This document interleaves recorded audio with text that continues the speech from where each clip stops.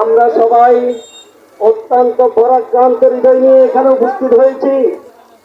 আমাদেরকে বিশ্বের সকল ইহুদি খ্রিস্টান এক হয়ে যেখানে যেখানে মুসলমানদেরকে পাচ্ছে ওখানে মুসলমানদেরকে হত্যা করতেছে।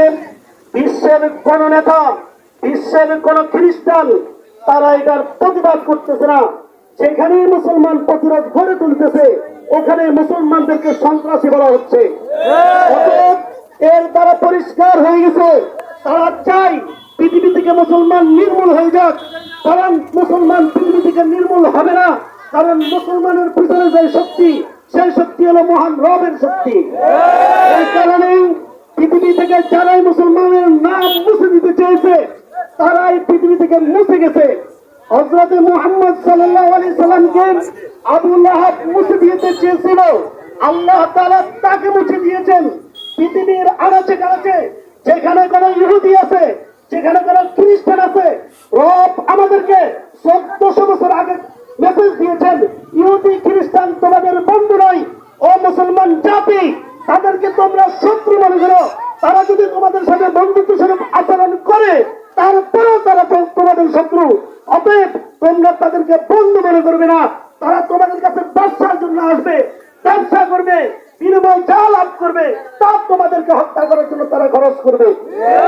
এখন পরিষ্কার হয়ে গেছে, একটি পরিষ্কার হয়ে গেছে। এই কারণে ইহুদি খ্রিস্টানদেরকে আমরা বলবো আফগানিস্তান থেকে শিক্ষা নেন।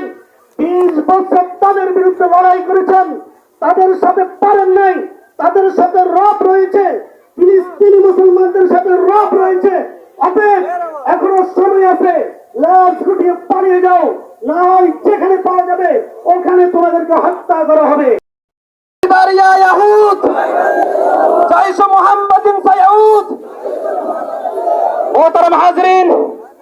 স্মরণ করিয়ে দিতে চাই, খয়বার থেকে যেভাবে ইহুদিদেরকে তাড়ানো হয়েছে চুক্তি ভঙ্গ করার কারণে, গাজাতে ইহুদিরা চুক্তি ভঙ্গ করেছে। এই গাজা থেকে আমরা ইহুদিদেরকে তাড়িয়ে দেব ইনশাআল্লাহ। তাদের কোনো চিহ্ন আমরা রাখবো না।